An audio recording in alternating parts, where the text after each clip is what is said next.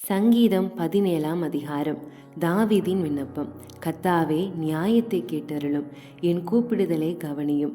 கபடமில்லாத உதடுகளினின்று பிறக்கும் என் விண்ணப்பத்திற்கு செவிகொடும். உம்முடைய சந்நிதியிலிருந்து என் நியாயம் வெளிப்படுவதாக.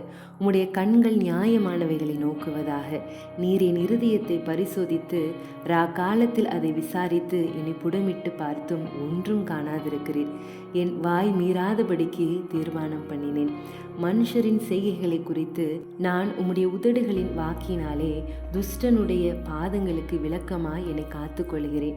என் காலடிகள் வழுவாதபடிக்கு என் நடைகளை உமது வழிகளிலே ஸ்திரப்படுத்தும். தேவனே, நான் உம்மை நோக்கி கெஞ்சுகிறேன், எனக்கு செவி கொடுக்கிறீர். என்னிடத்தில் உம்முடைய செவியை சாய்த்து என் வார்த்தையை கேட்டருளும்.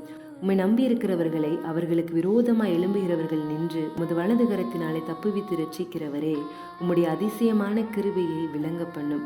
கண்மணியைப் போல என்னை காத்தருளும். என்னை ஒடுக்குகிற துன்மார்க்கருக்கும் என்னை சூழ்ந்து கொள்கிற என் பிராண பகைஞருக்கும் மறைவாக உம்முடைய செட்டைகளின் நிழலிலே என்னை காப்பாற்றும். அவர்கள் இனத்துணி இருக்கிறார்கள், தங்கள் வாயினாலே வீம்பு பேசுகிறார்கள். நாங்கள் செல்லும் பாதைகளில் இப்பொழுது எங்களை வளைத்து கொண்டார்கள். எங்களை தரையிலே தள்ளும்படி அவர்கள் கண்கள் எங்களை நோக்கி கொண்டிருக்கிறது. பீறுகிறதற்கு ஆவல் உள்ள சிங்கத்துக்கும் மறைவிடங்களில் பதிவிருக்கிற பால சிங்கத்துக்கும் ஒப்பாயிருக்கிறார்கள். கர்த்தாவே, நீர் எழுந்திருந்து அவனுக்கு எதிரிட்டு அவனை மடங்கடியும். கர்த்தாவே, என் ஆத்துமாவை துன்மார்க்கருடைய கைக்கு உம்முடைய பட்டயத்தினாலே தப்புவியும். மனுஷனுடைய கைக்கும் இம்மையில் தங்கள் பங்கை பெற்றிருக்கிற உலக மக்களின் கைக்கும் உம்முடைய கரத்தினாலே என்னை தப்புவியும். அவர்கள் வயிற்றை உமது திரவியத்தினாலே நிரப்புகிறீர்.